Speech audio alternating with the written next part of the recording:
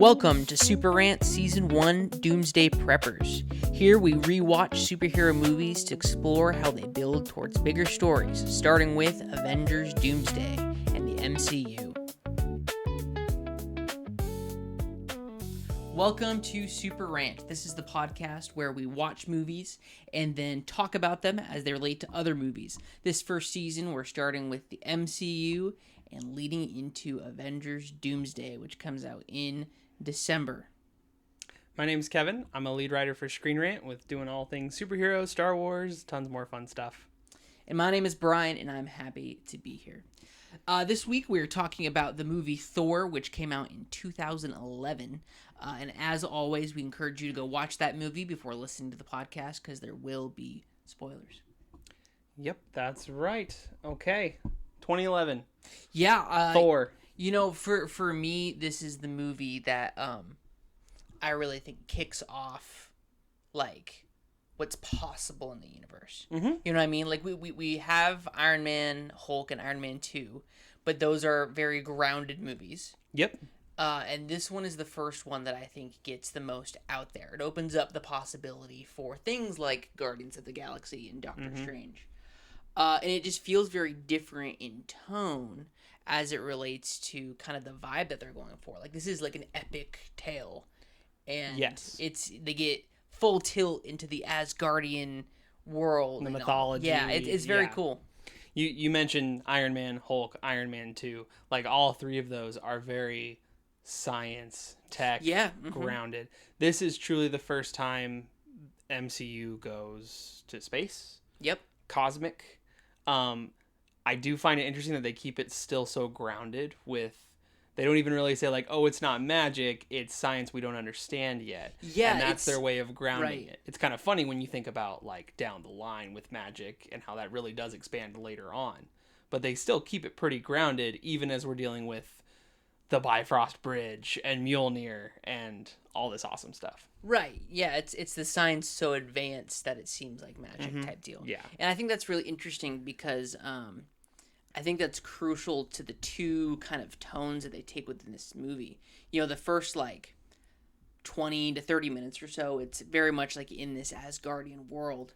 And then when Thor does get banished, there's this crazy shift to like it's just in New Mexico and it's like all this stuff. But the way that they go about relating the two together and making it cohesive, I think is really cool. And I think when that happens is a very well-timed shift. Yeah. Because at that point you're kind of like, okay, we've gotten a lot of like this Norse mythology, Asgard type stuff. Mm-hmm.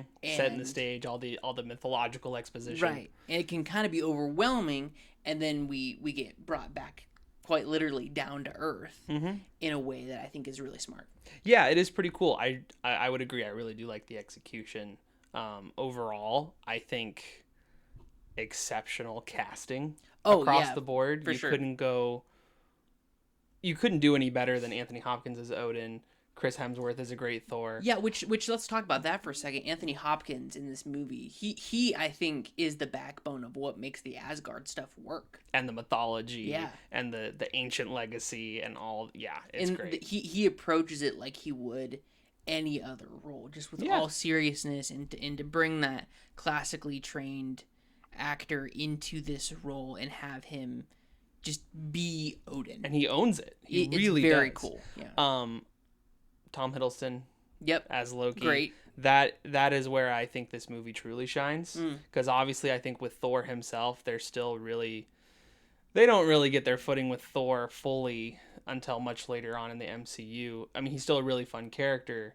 But, for sure. But Tom Hiddleston as Loki, like, they nail it. Absolutely. Right off the bat.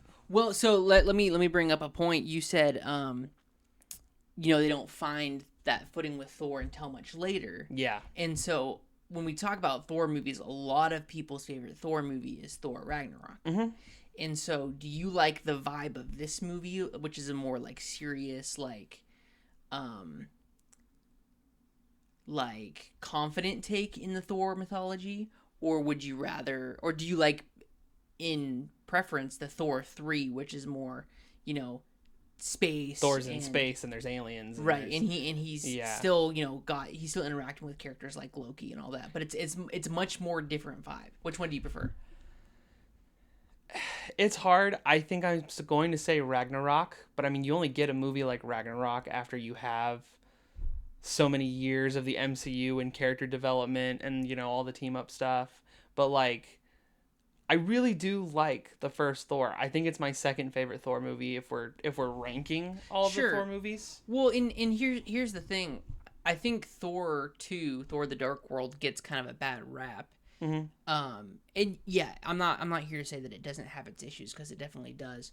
But I really like the vibe of that one. I'm a big Lord of the Rings guy. Yeah. And so when we get into things like mythology and elves and like all that, I'm down for that. And I would love to see Thor kind of get a return to that, where maybe he keeps some of the maybe they take some of the lessons that they learned with Ragnarok and apply it to that. But then then we get something where maybe they go too far the other direction, where we get something like Thor: Love and Thunder. Yeah. But that's maybe putting, what is it? The cart before the horse.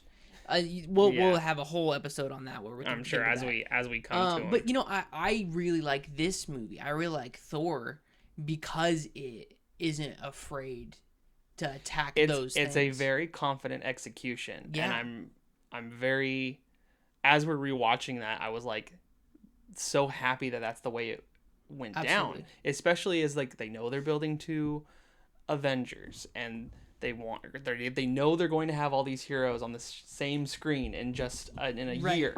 And so they're thinking about what character do they want to be an Avenger. And making sure that just like in the comics, this team of Earth's mightiest heroes are different flavors. You know what I mean? Yeah, absolutely. Like, so that boldness and the confidence of Thor is going to be Thor. He's going to be the god of thunder. A lot of the inspiration for the MCU came from like the Ultimate Universe. And I feel like they could have easily done like that depiction of Thor where like everyone thinks he's crazy. Or where he's really strong and he has some magical abilities, but he's maybe not actually, but maybe he could be. Yeah, and it ends up being like a massive Loki prank if I remember right. But regardless, like they own it. Yeah.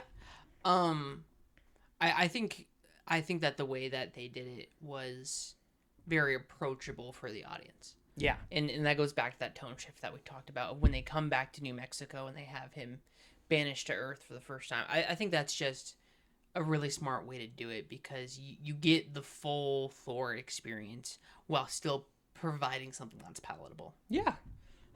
Absolutely. Well, you can't talk about Thor without talking about Loki. Oh my gosh. And Loki is a core player to this day in the MCU. He's the GOAT. Yep. He's so good. I love him so much. And what's so great about Thor and Loki's story is that they both struggle with purpose. Yeah. Right? Loki is struggling with finding his purpose, his glorious purpose, all that stuff. And then Thor is struggling with not letting his purpose define him. Yeah. And finding a new purpose. And finding a new purpose, right. And so we see in this movie the start of that, of both of their arcs and both of the things that they come to realize about themselves in this movie. And I love that scene with Loki and Odin in the treasure room. And Loki's like, well, why did you take me? And Odin says, well, I was hoping that someday we could unite our kingdoms in peace, but all that's over now. And so it's like, well, then what's my purpose? Yeah. Loki's like, if that's why you took me and that doesn't matter anymore, do I matter? And he's feeling betrayed. Right. And so it's this whole struggle between finding purpose and not letting that purpose define who you are. And I think that this movie just does a really good job of kicking off both of their long-term arcs that we see to this day in the MCU. Oh, yeah. And as we talk about Doomsday and we think about, okay, where are Loki and Thor going to be? Right now, Loki is in a place where he has a lot of power.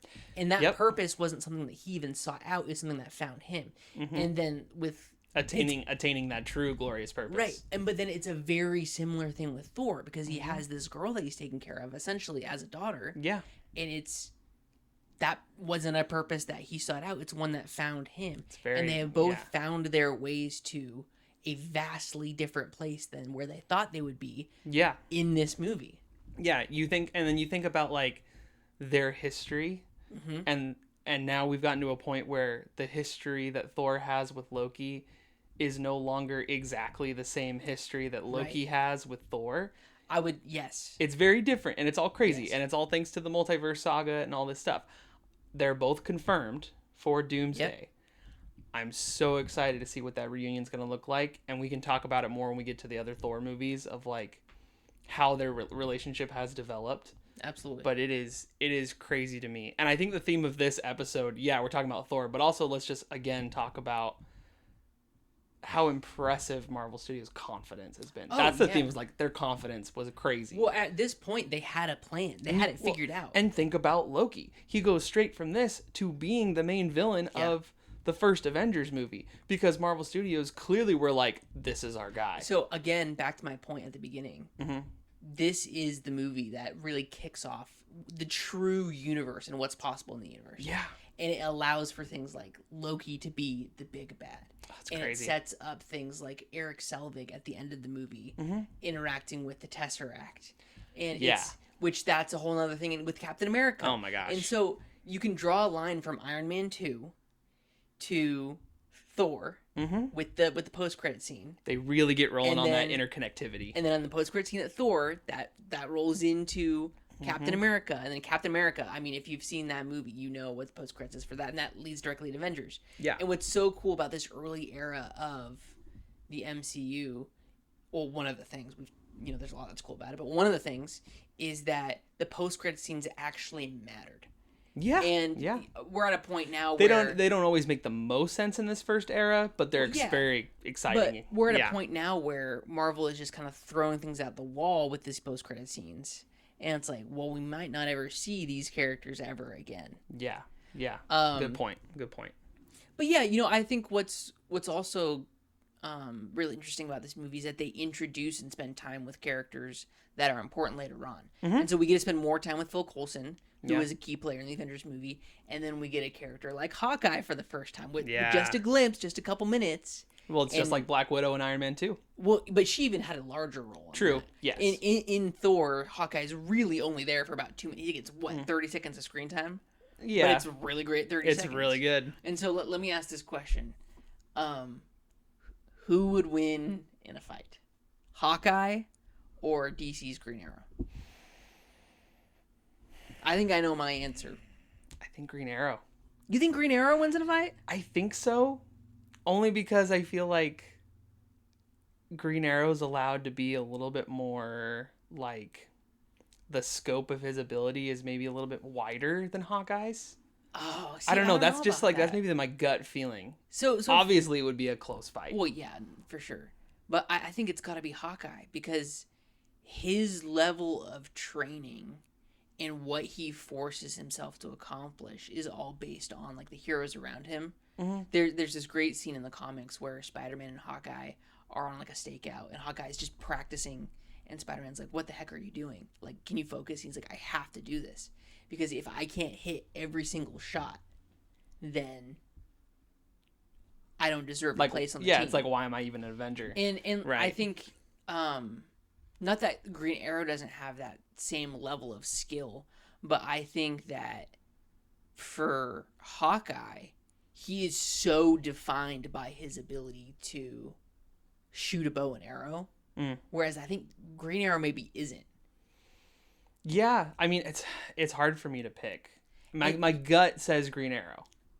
Well, my gut says Hawkeye, and I think in the comic version of Hawkeye and the movie version of Hawkeye, they're gonna be different. There's things that are dissimilar, but we see the Hawkeye in the MCU do some pretty incredible things. It's true. And maybe not in this movie, but in a movie like The Avengers and in like his own show, he pulls off some crazy shots that, I think about the Arrowverse, and I think about Green Arrow in the CW, and I don't really have like a whole bunch of like memorable shots that he took. Yeah, I mean, you're also dealing with like network television, and you're limited in that sense. I mean, you think about the comics, and who knows? Yeah, Is this you telling me you want to do like a whole nother podcast of just Marvel DC mashups? We could. It'd be fun. It'd be super fun. Or just like maybe we do another podcast, Super Fight, and we just talk about different characters. We'll table that one.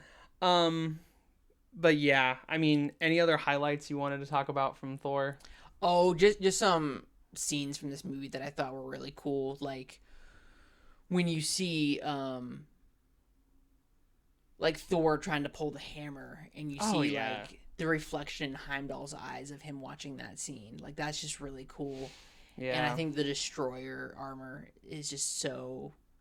It's very cool. It's just so dominating. I think that's awesome. I love that first shot of Asgard where you come at it and it's like the Crystal Mountain, and then they flip the camera through the clouds and it's Asgard as a city which mirrors that mountain, which is so cool. It's a great debut. Remind me who the director is for this. Kenneth Branagh. Yeah, Kenneth Branagh. Great pick for a movie like this. Of somebody who is rooted in like Shakespearean lore. Yeah, like he done like, was it Hamlet? Yeah. And so just like he did a great job with this movie too, and I would love to see him get another shot at it, but who knows what direction they're gonna take. Yeah, I mean, I think we know that Taika Waititi, if there's a Thor 5, Taika Waititi said it's not gonna be him. Well, yeah, because everybody hated his last one. Nobody liked it. Yeah, it's just a little too much. But yeah, I think that this movie is so important to the groundwork and the building blocks of what the MCU is today. Oh yeah. Can we talk about real quick? You mentioned the post-credit scene earlier. Yeah. And you have Selvig, and Fury shows him the Tesseract, which we know later on is an Infinity Stone. Right. But we don't know then. Right. And so we don't even know when we watch 2012's Avengers or Captain America for the first time. I think it's not until Age of Ultron that we get that confirmation when Thor has. Yeah, I think the theories begin when you get like the Avengers post-credit scene and all that stuff. But this is technically the first time we've seen Infinity Stone. How cool is it that they freaking use like the Tesseract Cosmic Cube as basically like a camouflage for what they were really trying to set up? Oh, like do you think they didn't know at this point that was going to be Infinity Stone? Okay, but think about it. Thor comes out 2011, Avengers comes out 2012. You then have Thanos as your post-credit scene for 2012. Right. Here's what I think the thought process and the planning process was. They found really great success with Iron Man. Incredible Hulk was already in the works, and so they decided to loop that in too. Then they were like, okay, this is going to work, and so they put out Iron Man 2, Thor, Captain America, and all of that is just building to Avengers. Yeah. I think they didn't really have a plan past Avengers. So at the time, it was genuinely Tesseract Cosmic Cube. I think it had to have been. And then they tack on the Thanos thing at the end of Avengers to say, okay, let's see if this sticks. Just like at the end of Iron Man, they throw Nick Fury, just for fun. Well, the Infinity Stone conversation first kind of gets confirmed in 2013's Thor 2. Yeah. So there's got to be a behind the scenes somewhere or some sort of interview where this gets answered. There's got to be somewhere. They maybe had like inklings of where it could go, but I don't think that I don't think that they knew that the Tesseract was going to be the Space Stone or that Loki's staff was going to be the Mind Stone. I don't think they had any clue. I don't think until they really got like phase 2 going that they knew what the stones were going to be and that they were building towards. Yeah. By the time that Thor 2 comes out, they're like, okay, we're going to do something with this. Oh, yeah. So anyways, to cap things off. For sure. I want to know, here, you pick. Rank the first Thor movie among Thor movies. And maybe you can even include Thor appearances, so like Avengers appearances. No, I'll just do Thor movies. Okay. Or give it just like a ranking, like 1 out of 10, 10 being great. Of the 4 Thor movies, I think Ragnarok has to be up top. Even though I don't think it's a good representation of who Thor is as a character, I think it's still a good movie. Because it revitalized the character. Yes. And it made it more interesting. Really fun movie. Yeah. So I think it's got to be Ragnarok, Thor 1, Thor 2 than Love and Thunder at the end. I think we're exactly the same. Because Love and Thunder has a lot of good scenes, but it also just falls flat on every level that you want it to exceed. Yeah. If we're talking Thor appearances in general, Infinity War Thor is when I was like, Thor's amazing. I always like Thor's cool, but then you see him in Infinity War with Stormbreaker and all that, and it's like, oh my gosh. And then in Age of Ultron 2, I think he has a lot of really cool moments that are underrated. He does. Yeah, that's a good point. Anyways, you got some news for us? Yeah, let's wrap up with news. Obviously, the big thing, the Lanterns trailer for DC. I think it looks really cool. I see the vision. Yeah, absolutely. And you know, we talk about, I've seen online people like, we haven't seen any constructs. It's like, well, we saw it in Superman. Yeah. The bigger controversy is people are like, okay, where's the green? There's no green in the title. It's just lanterns. There's no green in the trailer, barely. And like to the point where even HBO Max, like they responded on social media and were like, what do you mean there's not green? And it was like a close up of like a basket of fries in a diner, and it's a green basket. But it's like, I think it's got to be intentional. And like, yeah, so the actual Green Lantern suit is like mainly brown. So I think that's also just the lighting. I'm also colorblind. Right. So I'm right. like, Trust I'm not me, going to even see it anyways. It's brown and people aren't happy about it, but I think honestly it's all for a purpose, and that the green is going to gradually enter into the show as it progresses. Well, and we need to remember, we've already seen a Green Lantern in this universe. Yeah. We've got Guy Gardner, and we've seen him use constructs. And so they're not looking to show us these things for the first time. No, it's going to be there. The core focus of the show is going to be Hal Jordan and Jon Stewart and their interactions. I don't need to really see them do a whole bunch of constructing and a whole bunch of costuming. For a first season. I want to see, okay, who is Hal Jordan in this universe, and who's Jon Stewart? Yeah. And Jon Stewart is my favorite Green Lantern. We're gonna get that. I know we're gonna get that. People just need to be patient. I get that people are like, oh, it's a first look. People are like, we owe Ryan Reynolds and his Green Lantern suit an apology. No, we don't. It was horrible. Yeah. And you cannot make judgment on a 2-second shot from a first look trailer. Yeah. People just need to be freaking patient. Going beyond that, there's a lot of speculation. Spider-Man Brand New Day. We're due for that trailer. Yeah, we got to get that. It could be CinemaCon, which is in a couple weeks, but it could also be ahead of Project Hail Mary. Which maybe. I think makes a lot of sense if it's before Hail Mary. That's next week. That is, yes, either next week or the week after. But hopefully that's coming really soon. Daredevil season 2 is also in a couple weeks. Looks great. New little teaser. Jessica Jones is in it a lot. New little teaser. Kind of connected to that, Mike Coulter, who played Luke Cage. Yep. He did an interview with Michael Rosenbaum and made some comments that he's had some recent talks with Marvel, and he's kind of fully expecting at some point Luke Cage to return, which would be really exciting, because then you just need Iron Fist. We have the Defenders back. Yep. Be very exciting. I love it. Other than that, that's kind of the biggest news. Yeah. For this week.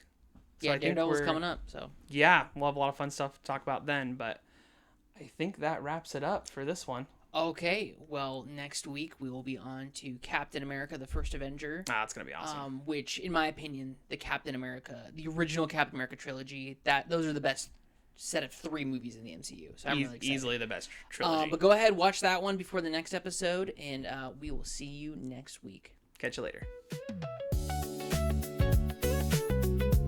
Thank you for listening to Super Rant Season 1 Doomsday Preppers. Look out for our following episode next Friday. And remember to watch the upcoming movie before listening. You can find a link to our watch schedule on our YouTube page.